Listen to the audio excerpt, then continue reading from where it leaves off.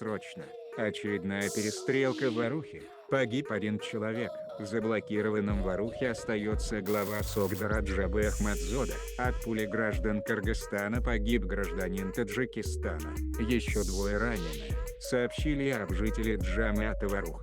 По словам источника, сегодня, 14 марта 2019 года примерно в 15:10 вооруженные граждане Кыргызстана открыли огонь по гражданам Таджикистана в анклаве Варух.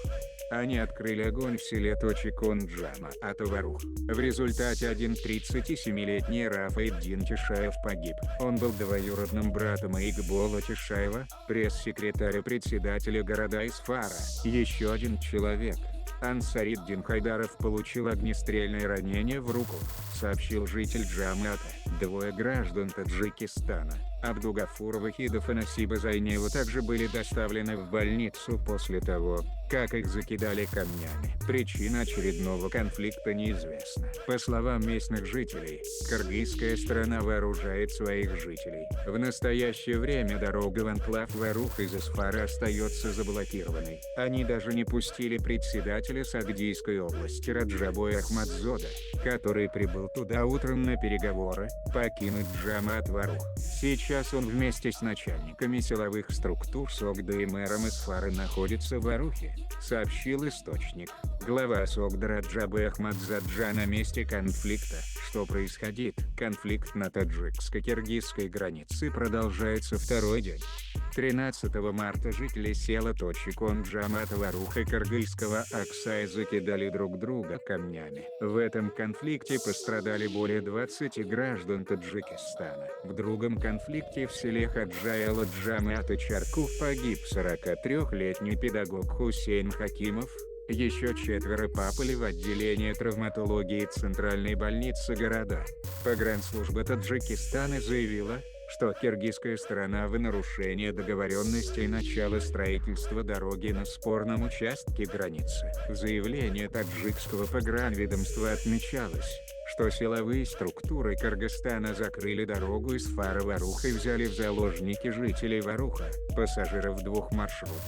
Пограничная служба Кыргызстана тоже отмечала, что конфликт возник из-за строительства дороги Аксай-Тамдык, но о заложниках и погибшем гражданине Таджикистана в заявлении киргизов не было ни слова. Пресс-служба МИД КР сообщила, что по инициативе кыргызской стороны состоялся телефонный разговор министра иностранных дел Кыргызстана Чингиза Айдарбекова с главой внешнеполитического ведомства Таджикистана Сираджиддином Мухриддином. Они обсудили ситуацию на кыргызско-таджикском участке государственной границы. Утром в конфликтный район выехал глава Согда вместе с руководителями силовых структур области. Он перевел переговоры с губернатором Баткена прямо на месте конфликта, встретился с местными жителями, которые рассказали Раджабу Ахмадзода о ситуации, постоянных конфликтах и призвали помочь решить все проблемы. О результатах переговоров официальной информации пока нет. Однако, по словам жителей Варуха, они не дали результатов. Глава Согда до сих пор в Варухе и выехать оттуда не может.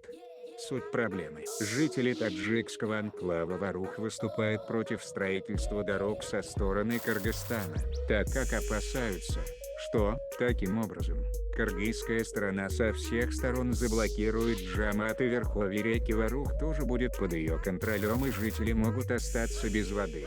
Пока они хотят строить дорогу до местечка Чакак, и далее довести ее до верховья реки Варух. Таким образом, они хотят полностью блокировать Джамиат Варух со всех сторон. Более того, в верховье реки они хотят построить ГЭС и водохранилище, в результате чего Исфара и Канибадам могут остаться без воды, сообщила глава поселка Точикон Джамиата Варух Гафур Джонджураев.